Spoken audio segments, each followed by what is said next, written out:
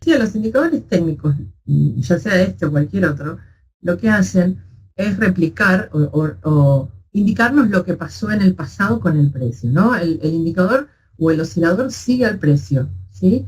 Si el precio sube de golpe, nos encontramos con un momento que cruza su línea media al alza y nos da señal de compra, un estocástico que alcanza límites de sobrecompra porque el precio subió muy rápido, ¿sí? O sea, lo que quiero decir es, el indicador actúa en relación al precio. Entonces, en definitiva, todos los indicadores lo que hacen es estar rezagados, ¿sí? Ahora bien, lo que nosotros tratamos de sacar de todo esto es decir, bueno, si en el pasado el comportamiento del precio y el indicador fue tal, puedo esperar que en el futuro ese comportamiento se replique. Y por eso es importante entender el uso de los indicadores y hacer backtesting, en definitiva, para ver cómo se desarrolla en el tiempo un determinado par, porque no todos los pares se comportan iguales con todos los indicadores, con un determinado indicador. Hoy vamos a hablar un poquito del MACD. El MACD se llama así por sus siglas en inglés, que quieren decir Moving Average Convergence Divergence. En definitiva, medias móviles de convergencia y divergencia, ¿sí? Decimos que es un oscilador abierto. Esto quiere decir que como otros osciladores, ¿sí? No se mueve, no tiene límites superiores del 70 o 30, como podemos ver en el RSI, por ejemplo, sino que oscila a través de una línea de cero, y no hay un límite superior o inferior a cuánto puede llegar a ir el oscilador. Como todos los indicadores o osciladores técnicos, lo que pretende este indicador es ofrecer señales de compra o venta en el mercado, pero a través del análisis de esas convergencias, divergencias entre medias móviles, ¿sí? Entendemos que es un oscilador abierto, como les decía, porque se mueve alrededor de una línea central sin límites superior o inferior. En general, decimos que es un indicador rezagado, es decir, que sigue el movimiento del precio y no que nunca lo anticipa, por lo que se entiende que su capacidad de predecir la acción del precio es generalmente limitada. Pero en general, también los indicadores rezagados tienden a ser menos útiles cuando el activo bajo estudio, en este caso el par libra-dólar, no presenta una tendencia definida. Pero pueden ofrecer mejores resultados cuando sí la hay, sobre todo si se filtran o si combinan con algún otro indicador. Quiero detenerme un segundito en este tema. El mercado no siempre se comporta de la misma manera. Vemos que hay rangos mucho más tiempo del que hay tendencia, ¿sí? En general, para los que operamos intradía, es mucho más notable, es mucho más el tiempo en que un determinado par pasa en una etapa de consolidación, moviéndose en un límite de precios, que el tiempo que pasa en un movimiento direccional continuo, ¿sí? Entonces, para todas esas dos distintas situaciones de mercados, no todos los indicadores tienen la misma validez, ¿sí? Por eso hay indicadores que son de tendencia, hay indicadores que miden el rango y los extremos de los rangos para decirnos, bueno, esto hasta acá llegó y hasta acá puede ir, ¿sí? Y hay otros indicadores que nos dicen, bueno, la tendencia arrancó y sigue. Por eso les decía, en este caso en particular, este es un indicador que trabaja mejor cuando hay tendencia, ¿sí? En cuanto a la composición del indicador, permítanme abrir este cuadrito para que vean cómo está formado el indicador. ¿Sí? Se compone en realidad de tres partes, la primera de las cuales es el MACD. Esto es la diferencia entre dos medias móviles exponenciales, ¿sí? De distinta longitud, una rápida de 12 y una más lenta de 26, ¿sí? La primera, que es más corta, es más sensible al movimiento del precio en el corto plazo, y la más larga, de alguna manera, actúa como filtro, ¿sí? Y filtra los picos de volatilidad, ¿sí? Y en general, bueno, estos 12 y 26 son los periodos por default que vienen en el mismo indicador, que son los que determinó el creador del mismo. Entonces, tiendo a respetarlos. A este primer componente, que es la diferencia entre esas dos medias móviles, ¿sí? Se le añade una media exponencial de 9 periodos, ¿sí? Esa media sobre el 9 periodos se aplica sobre el resultado de la diferencia de las dos anteriores, ¿sí? Esa línea de 9 es la línea conocida como señal, que en el indicador mismo, está representada por la línea roja, ¿sí? El primer componente, que es el diferencial de estos dos, no se refleja en el gráfico, pero basado en eso surge el tercer componente del indicador, que es el histograma, ¿sí? Que se representa con líneas perpendiculares por encima o por debajo de esa línea cero que les comenté al comienzo del indicador y que representa la diferencia entre las medias arriba mencionadas, ¿sí? Este histograma, estas líneas negras que vemos, voy a cerrar esto así se puede ver más claro, ¿sí? Este histograma, como les decía, indica la dirección y la fuerza de la tendencia dominante, ¿sí? Entonces, cuando se desarrolla por debajo de las líneas de cero, como en este caso, y las barras son cada vez más largas, ¿sí? Entendemos que existe una tendencia dominante bajista, ¿sí? Cuando las barras comienzan a ser más cortas, ¿sí? Entendemos que esa tendencia bajista de alguna manera está perdiendo fuerza y si cruza al alza por encima de la línea de cero, podemos decir que al menos esa tendencia bajista está agotada. No me confirma todavía si la tendencia se revertió. Y eso es algo que es válido no solo para el MACD, sino para todos los demás indicadores.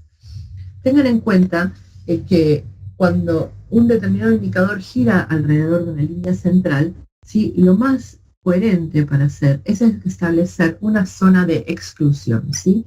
Por ejemplo, fíjense en este caso o en este caso, o incluso en lo que está pasando en estos momentos cuando vemos que las barras, las primeras barras posteriores a un cambio son todavía demasiado pequeñas, ¿sí? Entonces, yo tengo que establecer una zona de decir, bueno, solamente por debajo de menos 0,03 entiendo que la tendencia empieza a crecer o por encima de 0,03, ¿sí? Establezco una zona de exclusión alrededor de la línea central en la que digo, bueno, mientras el indicador esté ahí, si no tengo ninguna otra condición o señal que me diga que efectivamente la tendencia es, en este caso cambió de bajista a alcista, yo espero, ¿sí? El establecimiento de zonas de exclusión alrededor de las líneas medias de los indicadores técnicos nos ayuda a evitar entrar en el sentido contrario de la tendencia dominante, porque en este caso la tendencia dominante era bajista, ¿sí? Y acá tengo una señal, digamos, alcista, particularmente cuando se producen correcciones, porque vamos, en el mercado siempre hay correcciones, el precio nunca va derecho ni para un lado ni para el otro, siempre hay correcciones. Una de las formas de medir esas correcciones es a través de niveles Fibonacci, pero una manera de evitar cometer errores al momento de operar es establecer esas zonas de exclusión alrededor de las líneas medias. El MACD, este indicador en particular, ofrece señales a través de distintos desarrollos que comparan la actividad del indicador con la actividad del precio, ¿sí? Hay distintas maneras de entender señales de compra o de venta. La primera se basa en el concepto de divergencia, sean divergencias alcistas o bajistas. Lo que entendemos como divergencia es una diferencia entre la conducta del precio y la conducta del indicador, ¿no? Por ejemplo, decimos que hay una divergencia bajista cuando el precio va cada vez más alto, hace máximos ascendentes, pero el histograma presenta máximos descendentes, o sea que sus barras en territorio positivo tienen cada vez máximos más bajos, ¿sí? Eso se entiende como una divergencia. El precio hace un pico cada vez más alto y el histograma va haciendo picos cada vez más bajos por sobre el nivel de serie. Eso es una divergencia bajista, ¿sí? Entonces, esa divergencia, ese indicador que empieza a caer antes que el precio, me está diciendo de alguna manera que el interés de compra se está agotando. Como con cualquier otra divergencia, una señal de un solo indicador no es suficiente como para decir sí, hay una divergencia. Necesita una confirmación adicional, ¿sí? En este caso, esta primera forma de comprar como señal de divergencia o alcista es una de las más limitadas que ofrece este indicador porque, como bien les dije, las divergencias necesitan algún tipo de confirmación. La más sencilla de todas es agregar una media móvil. después lo vamos a hablar, la más simple, digamos, forma de medir la divergencia. Otra forma de medir las divergencias es utilizar roturas de soportes o resistencias importantes. Otra forma de confirmar las divergencias es utilizar un segundo indicador que actúe como filtro del primero, ¿sí? En general, un solo indicador es muy poco para trabajar, ¿sí? Dos indicadores es para mí lo ideal, más allá de alguna media móvil o algún Fibonacci, porque siempre uno actúa como filtro del otro, ¿sí? Cuando uno me da señal, el otro me dice si esa señal es válida o no, si está agotado o no, si está sobreextendido o no el precio, ¿sí? Ahora, trabajar con muchos más indicadores puede llevar a confusión. Siempre lo mismo, uno lleva tantas cosas que no llega ni a ver el precio cuando empieza a poner indicadores y líneas y Fibonacci y soportes y resistencias y más indicadores y más medias y demás accesorios al gráfico, ¿no? Tiene que ser lo bastante simple como para ser entendido a primera vista cualquier método de trading, ¿sí?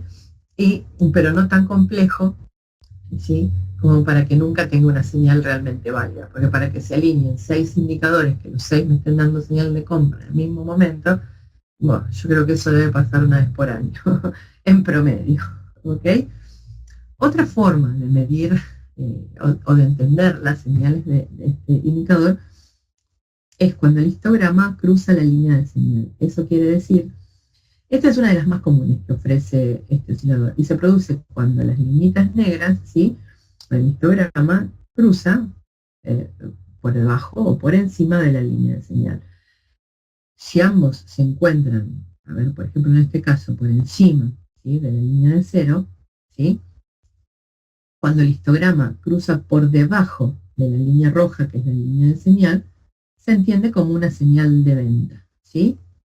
En cambio, que si ambos están desarrollando por debajo de la línea de cero y el histograma entra, sube por encima de la línea roja de señal, como ocurre en este caso, es una señal de compra, ¿sí? Ahora bien, tener en cuenta la longitud de los histogramas cuando van a considerar este tipo de entradas de ventas o de compras. No es lo mismo tener una señal cuando un histograma ha alcanzado niveles que podríamos considerar de sobreventa o sobrecompra, que realmente me están indicando que la tendencia, en este caso bajista, quedó exhausta, ¿sí? Como cuando, por ejemplo, tengo una señal de venta, en un caso como este, en que el histograma apenas sí superó la línea media o en este, ¿sí?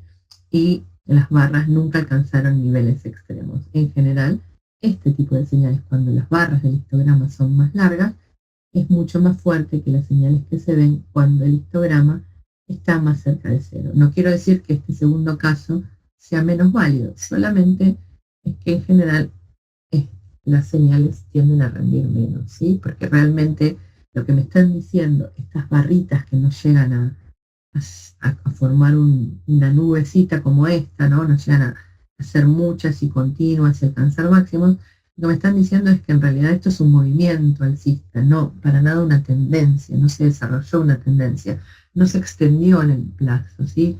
Fue apenas un movimiento alcista que, en este caso que es un gráfico diario, duró 2 o 3 días, ¿sí? No duró mucho. En cambio acá tengo una tendencia bajista mucho más sólida, ¿sí?, que se extiende desde septiembre hasta noviembre, es prácticamente un mes continuo de caída, ¿sí? Incluso el indicador continúa, ¿sí?, indicándome interés de venta. Fíjense que hay una clara divergencia alcista, ¿sí?, con el precio haciendo mínimos cada vez más altos y el indicador haciendo mínimos cada vez más bajos, ¿sí? Entonces, en este caso tengo una divergencia y finalmente el cruce del histograma por encima de la línea de señal. Esas son las señales que son más fuertes, donde se combinan las circunstancias 1 y la circunstancia 2, ¿sí? Si tienen alguna duda, alguna pregunta, quieren decirme algo, no hay problema, ¿eh? Acá estoy. La tercera forma, ¿sí?, de entender o ver una señal en este indicador es cuando la línea media, es el cruce de la línea media del indicador, perdón. Esto se da cuando la línea de 9 periodos o de señal, la roja en el caso de este gráfico, cruza al alza o a la baja su línea media, ¿sí? Si la línea cruza al alza es una señal de compra, si cruza por debajo del cero es una señal de venta.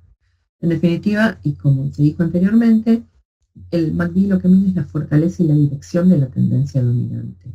Y las señales se interpretan cuando las mismas comienzan a ceder, o sea, cuando el indicador comienza a diverger de la acción del precio. Sí, en el gráfico de una hora también funciona bien. Incluso yo acá tengo preparado un ejemplo del gráfico del euro dólar en una hora, ¿sí? Para mostrarles algunos distintos ejemplos de cómo funciona con un filtro y cómo trabajarla con una media móvil, ¿sí?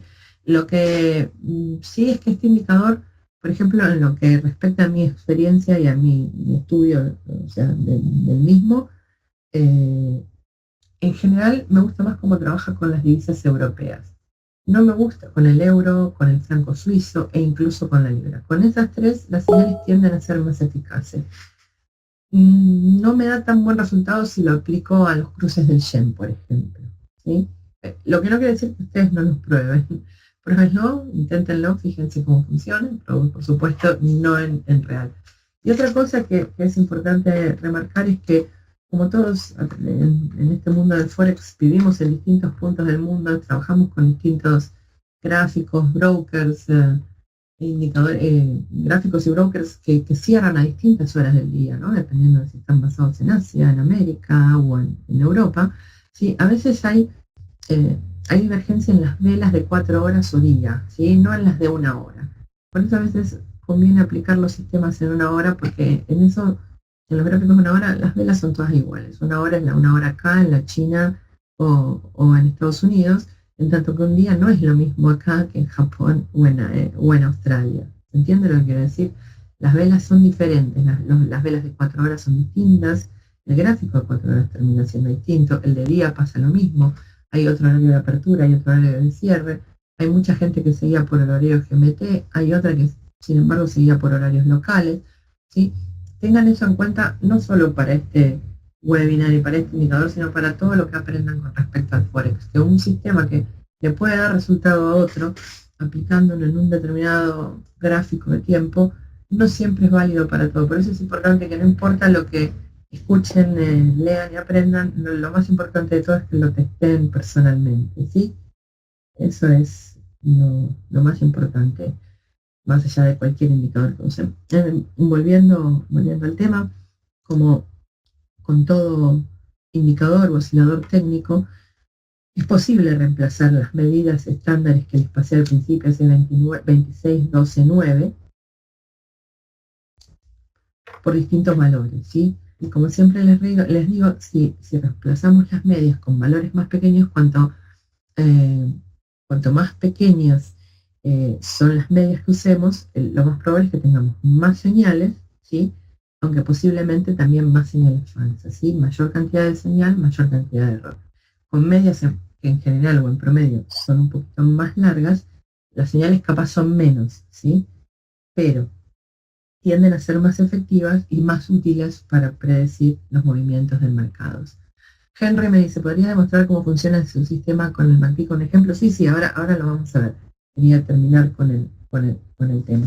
¿Se entendió lo que dije, no?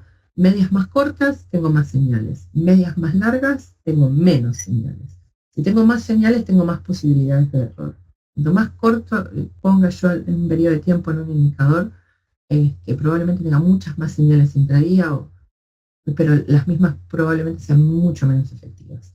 En cambio, si yo trabajo con medias un poquito más largas o con indicadores que abarquen un periodo más amplio de tiempo, de alguna manera estoy disminuyendo el margen de error de las operaciones a futuro. ¿Ok? ¿Entendió eso? Ahora bien, vamos a trabajar con el euro y con esta media simple de 34 periodos, ¿sí? Que es la podemos decir que es un filtro, ¿sí? Como ven, estamos en el gráfico del euro dólar en una hora, ¿sí? Y al MACD clásico, ¿sí? Una media simple de 34 periodos, antes de que pregunten, 34 es un número Fibonacci y es un poquito más que una media simple de 20, por ejemplo. Por eso la busqué un poquitín más larga, ¿sí? Como les decía antes, los indicadores más largos tienden a dar mejores señales, ¿sí? Y el MACD juntos, ¿sí? Tienden la virtud de proveernos señales bastante fiables para este par en esta temporalidad, que son lo suficientemente rápidas como para anticipar un cambio de la tendencia, pero no tanto como para acceder en promedio, un promedio normal, digamos, de señales falsas, ¿ok? Ahora vamos a ver cómo funciona. Para trabajar en automático, ¿con qué otro indicador es bueno combinarlo? El MACD es un señal de tendencia. Yo suelo combinar, si voy a usar el indicador de tendencia como base para tomar decisiones de entrada o de salida, lo que busco es combinarlo con un indicador de ciclo, estocástico, CCI, RSI, y buscar de usar el indicador de ciclo como filtro, porque a veces yo puedo tener una señal de entrada en el indicador de tendencia, pero el indicador de ciclo diciéndome que el movimiento fue demasiado abrupto, demasiado extenso y que ya estamos cerca de niveles de sobrecompra, sobreventa. Entonces, ese indicador de ciclo está actuando como filtro, me está diciendo que estoy llegando tarde a la orden que voy a poner, que mejor me espero, o que haya un pullback o busco la próxima señal, ¿sí? Y si no, la combinación que les estoy dando ahora directamente para trabajar en gráficos intradía más pequeños, que es el indicador y la media de 34, ¿sí? En general, lo que yo tiendo a hacer es a buscar divergencias claras en el gráfico. Acá tengo una buena divergencia, ¿sí? Una divergencia, en este caso, bajista. Uy, perdón, me equivoqué. Ahí estamos, ¿sí? Entonces, no es que las líneas sean soportes en resistencias, la puse horrible, pero bueno, se entiende lo que quiera mostrar la línea, ¿no? Que el par, el precio va haciendo precios cada vez más altos, ¿sí? Buscando máximos ascendentes, en tanto que el indicador está haciendo máximos cada vez más bajos, o sea, máximos descendentes, y por tanto diverge de la acción del precio, ¿sí? En realidad, podríamos decir que la divergencia sigue estando en proceso, digamos, ¿no? Porque fíjense que el precio sigue haciendo cada vez máximos más altos y el indicador mínimo más bajos, este es más bajo que el anterior y este más bajo que el anterior, ¿sí? Entonces, el tema con el trabajar con divergencias es este, que puede desarrollarse en un periodo de tiempo muy corto o que puede persistir, como está persistiendo en este caso, por varios días, ¿sí?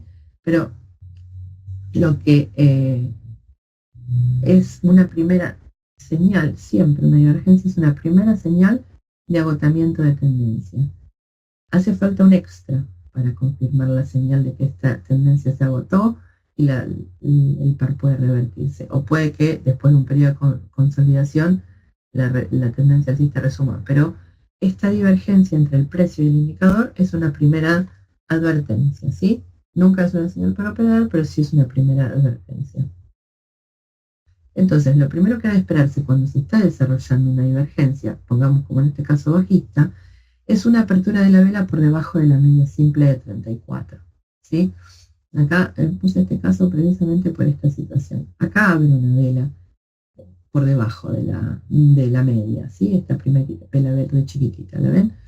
Esta primera señal nos puede anticipar la posibilidad de que el precio comience a caer, ¿sí? Lo que ha de confirmarse cuando el MACD cruce por debajo de su línea de cero. Fíjense por qué les remarqué hoy más temprano la importancia de establecer zonas de exclusión. Porque el MACD apenas cruzó por debajo de la línea de cero antes de recuperarse en territorio positivo, ¿sí? Tengo la apertura de vela como primera circunstancia y como primera señal, perdón, y el cruce del MACD por debajo de su línea de cero, pero por debajo también de la zona de exclusión que hay que determinar, ¿sí? La zona de exclusión la determino de acuerdo a máximos, mínimos previos, ¿sí? Si encuentro, por ejemplo, como les decía más temprano, 0003, un nivel más o menos típico, fíjense que hasta ahí pivotea el indicador, lo mismo para arriba, yo en general les dibujo estas líneas, las agrego al indicador. Bueno, las quise agregar para no marearlos, ¿sí? Entonces, la apertura de vela, la primera señal, el cruce por debajo del cero, la segunda. Como ven, en este caso la vela abrió, pero el indicador apenas cruzó y rápidamente se recuperó, por lo que la señal de venta fue bastante fallida, ¿no? No llegó a confirmarme la entrada, ¿sí? Si el MACD no cruza por debajo del cero, como pasa acá, es probable que nos encontremos, como pasó aquí, ante una señal falsa. Es la combinación de ambas, ¿sí? La apertura por debajo y la extensión del MACD por debajo del cero, lo que confirma la señal de ventas, ¿sí? Trabajando con un gráfico del euro dólar o de la libra o incluso del franco suizo, como estamos en un periodo corto de tiempo, en general estas señales necesitan un stop de al menos 20 pips, ¿sí? 20, 25, en promedio de pips, más spread, como digo siempre, ¿sí? Y en general el objetivo son en promedio 40-50 pips, los que suele dar este tipo de operación, ¿sí? Ustedes tengan en cuenta para determinar un objetivo de precios el promedio que mueve un par en una hora, ¿sí? Si el euro mueve 20 pips por hora y yo entro en un gráfico de una hora, una señal, no puedo pretender que esa señal me dé 250 pips de ganancia, ¿no?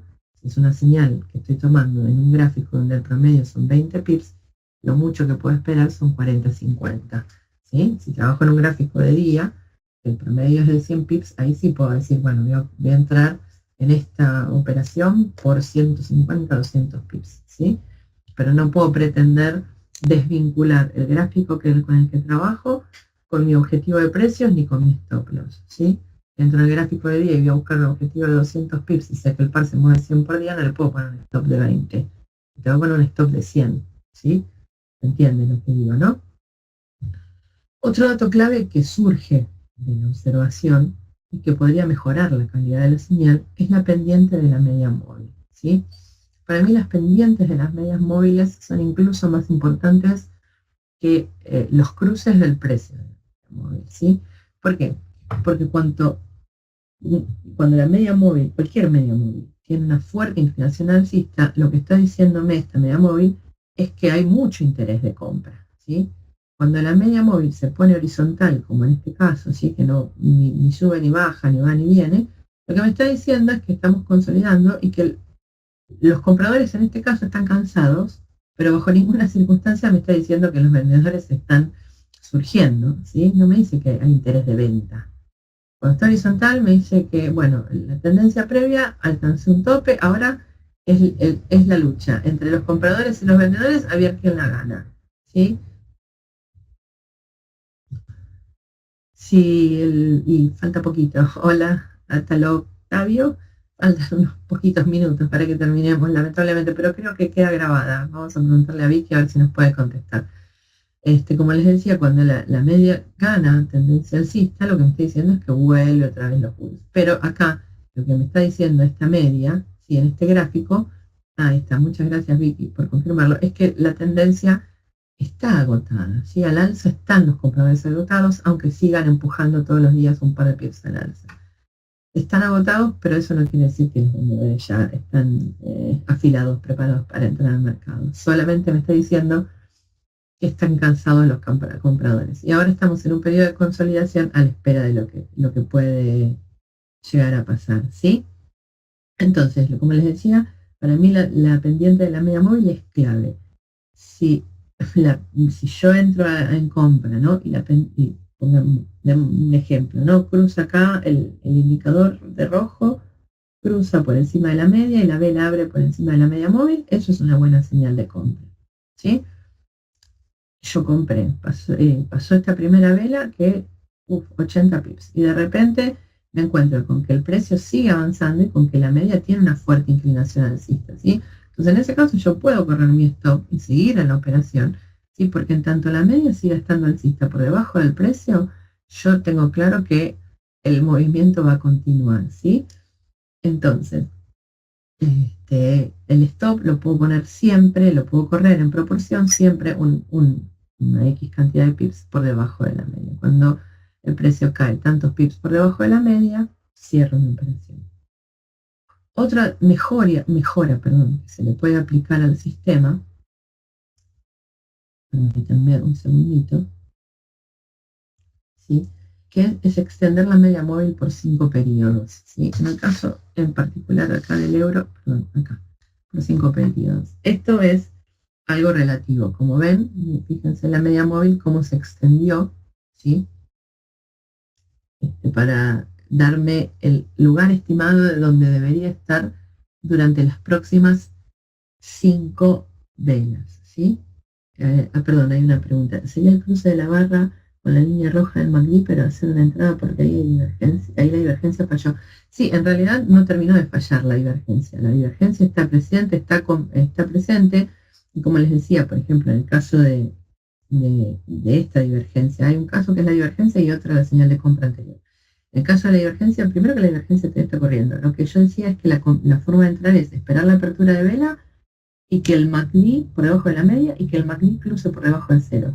Fíjense que en el momento en que abrió por debajo de la media de 32, seguía en territorio positivo, ¿sí? Y que muchas velas más adelante cruzó un apenitas, pero enseguida se volvió. Por eso les decía que es importante establecer una zona de exclusión en 003, arriba y abajo de la línea de cero, para decir, bueno, si el indicador se queda dentro de esa zona, lo considero como no válido, entonces es una no señal, ¿sí? Y no entra al mercado. La divergencia sigue en juego, el precio sigue ahí. Acá tenemos una apertura de vela por debajo de la media, de la media móvil y el indicador cayendo, ¿sí? Y mal que mal algunos pips dio, pero igual es una señal bastante pobre. Por eso les decía que la inclinación de la media móvil es una guía también, ¿sí? Porque la media móvil sigue plana y horizontal, me sigue diciendo que no hay fuerza direccional, ¿sí? Entonces también de alguna manera me está ayudando a filtrar mi decisión, o si entré a decir, bueno, salgo más 5, más 6 y cierro y espero la próxima oportunidad. ¿Se entiende, no? Eso, y como les dije más al comienzo del webinar, otra forma de entender una señal es cuando la línea roja cruza con una buena inclinación la línea de cero. En este caso la cruza y también la cruza después de una apertura de vela por encima de la media, ¿no? Si pongamos que somos conservadores y entramos con esta vela, ¿sí? Es cuando las dos cosas se dan, abre la vela por encima de la media y la media cruza, el indicador cruza al alza, ¿sí? Y de todas maneras sigue siendo una mejor central diseñada, ¿sí? No me acuerdo por dónde andaba, que les estaba comentando. Eh, como lo de la mejora de los 5 periodos. Les decía, una forma de mejorar el sistema es extender la media móvil por 5 periodos, ¿sí? Entonces, esto es una estimación, ¿sí? De dónde va a estar esa media durante las próximas 5 velas. Ahora bien, es una estimación, ¿sí? No es una realidad. Dentro de media hora sale Trump, dice que quiere un dólar fuerte, el dólar se cae, el euro dólar se cae 100 pips y la media va a girar, no se va a quedar acá en 5 horas. Pero es una buena estimación, ¿sí? Es un estimado en base del accionar pasado, como con todo indicador. Pero saber dónde va a estar la media dentro de 5 horas nos puede dar una buena idea del sentimiento del mercado, ¿sí? De lo que está haciendo el mercado, porque teniendo en cuenta que es una media de 34 periodos, ¿sí?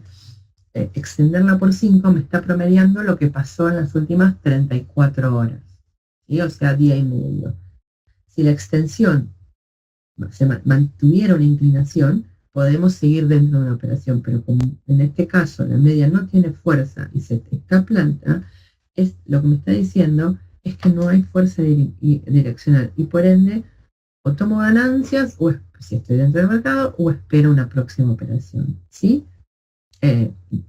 Es una forma de agregarle un filtro, es una forma de decir, bueno, una guía más con las mismas herramientas para seguir adelante.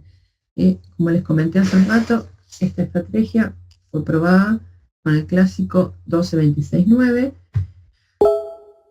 más que nada para el euro y el franco, también para la libra, en general dando resultados muy positivos para los tres. De todas formas, como les dije también, siempre es recomendable hacer algunas pruebas en sus propios gráficos, con sus propios indicadores, antes de aplicar cualquier sistema, no solo este, y ajustar, si hace falta, los intervalos de los indicadores para encontrar una mejor alineación para otros cruces más volátiles, ¿sí? En lo que a mí respecta, mi presentación ya está. Si tienen alguna duda o alguna pregunta, este es el momento para hacerlo. Henry pregunta si la media móvil tiene que ser de 34. No, no tiene que ser de 34. 34 elegí yo, que me gusta a mí porque es un número Fibonacci, ¿sí? Muchas gracias a todos y hasta pronto.